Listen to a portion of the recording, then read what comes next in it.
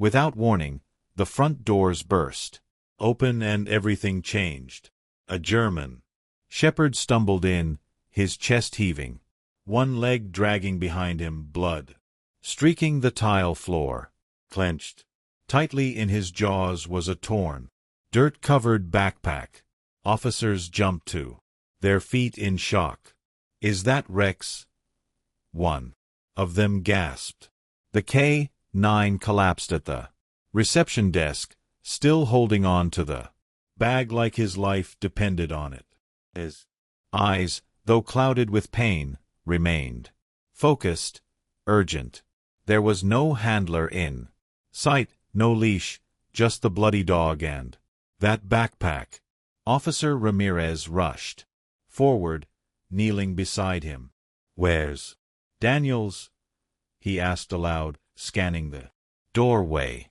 Rex let out a low whimper, but refused to let go of the bag. Something was wrong, very wrong, and whatever was in that backpack, it mattered. The station erupted into motion. Officers rushed to Rex's side while dispatch called for the on-site paramedic team. Blood was now pooling beneath him, but the dog wouldn't release the backpack. It was as if he knew what was inside. Couldn't wait. Officer Ramirez carefully reached for the bag. "Easy, buddy. We've got it now," he whispered.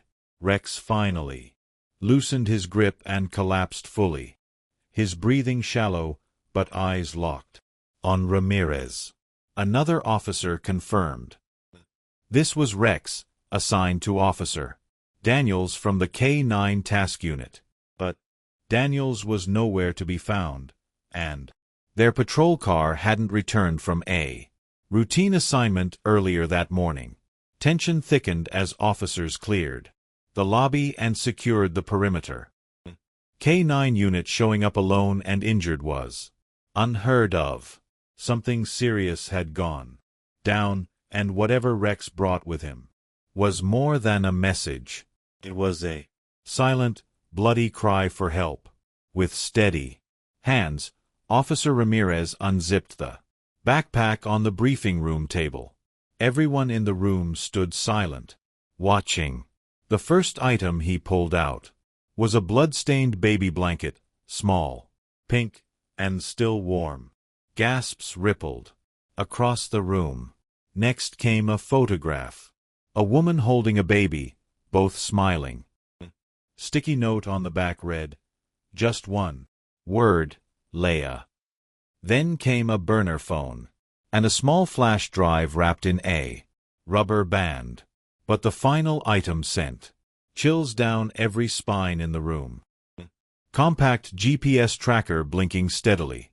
When connected to a laptop, it pinged in active location, an abandoned warehouse, just 12 m away. This wasn't coincidence. It was a lead.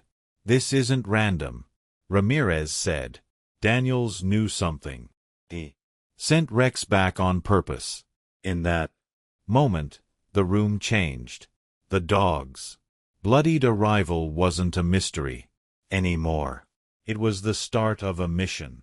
Back at the command center, officers pulled up radio logs and GPS data from Officer Daniels' patrol unit. The last transmission came in just before sunrise. Staticky, barely audible. Possible surveillance match sending Rex. They took the baby, then silence. Wasn't protocol to separate from AK-9. But whatever Daniels had walked into wasn't standard. A quick review of nearby traffic cams confirmed it. His unmarked car had stopped near the warehouse, pinged by the tracker. Moments later, 2 dark SUVs appeared. Daniels had been ambushed. Audio engineers cleaned up the radio clip. The urgency in his voice was clear. He'd ordered Rex to escape with the backpack. It was his last move, a final hope. The realization hit hard. Daniels had risked everything to expose something, and Rex had obeyed under fire, carrying evidence. Through pain and blood, there was no doubt now. They had to move fast. Time was running out. Squad cars roared to life as officers suited up with tactical gear. The warehouse location from the GPS was locked in and a perimeter plan was issued within minutes. But then, something unexpected happened. Rex tried to stand. Despite his injuries, he pulled himself up, one leg trembling, eyes fixed on the door. He let out a weak bark. Officer Ramirez crouched beside him. "You want to go, don't you?" The on-call vet, still tending to his wounds, hesitated. "He's stable enough, but barely." With a nod from the captain, Rex was carefully lifted into the lead vehicle beside Ramirez. The blood-soaked dog lay still, head resting between his paws, but his gaze never shifted. They neared the warehouse. Rex perked up, ears twitching, nose flaring. He knew this place. He remembered the scent. Whatever happened there, he had survived it once, and now he was leading them right back to the heart of it. The convoy stopped a block away. Engines cut. Radios went silent. Officers moved like shadows surrounding the crumbling warehouse with practiced precision. The building loomed in the distance. Broken windows, rusted siding, and a heavy metal door chained shut. Suddenly, Rex let out a sharp, focused bark. Ramirez knew it was time. "Go!" the captain signaled. Flashbangs shattered the silence. The entry team stormed the building, weapons drawn. Inside, chaos erupted. 3 men bolted toward the back, but were quickly tackled. Crates of weapons, stacks of cash, and children's belongings lay scattered. And in the far corner, bundled in the same pink blanket from the bag, was a baby, crying but unharmed. In a side room, chained to a pipe and bloodied, was Officer Daniels. His eyes fluttered open as light poured in. "You got the bag," he whispered hoarsely. Ramirez knelt beside him. "No, Daniels." Rex brought it to us. "And he brought us back to you." Back at the station, the pieces finally came together. Daniels, while on surveillance, had stumbled upon something far darker than anyone expected. A child trafficking ring, operating out of the abandoned warehouse.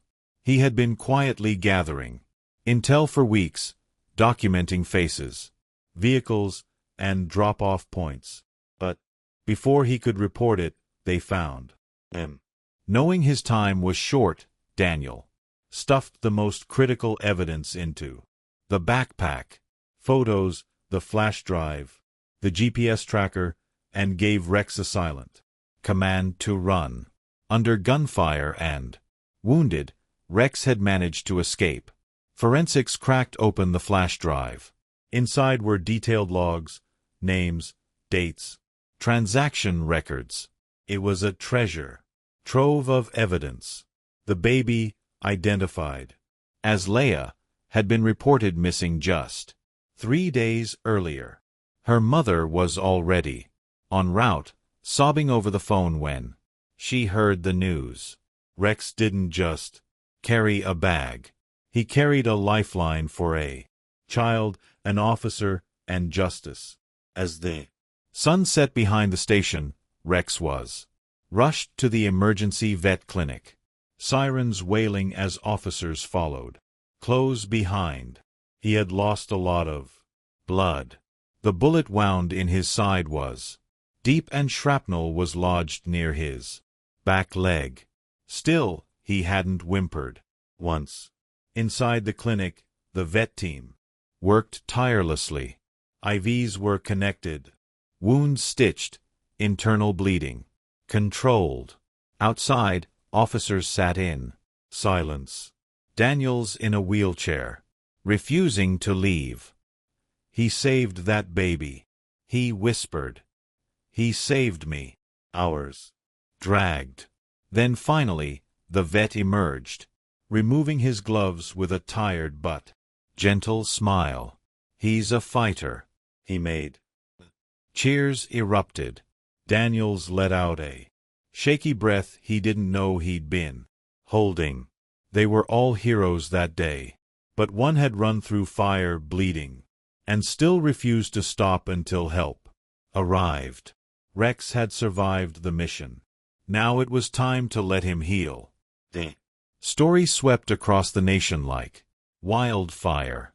Wounded K9 saves baby and officer dominated headlines. News anchors choked up recounting Rex's journey, bleeding, alone, determined. Social media flooded with messages, artwork, and tributes. Children mailed handmade cards calling him Rex the Brave. At the police department, a special ceremony was held.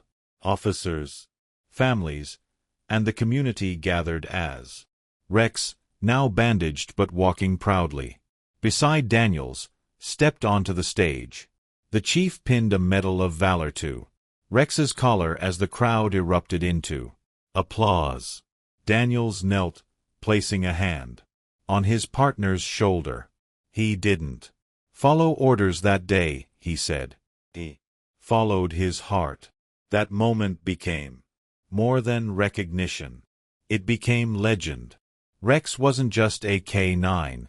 He was a symbol of loyalty, courage, and sacrifice.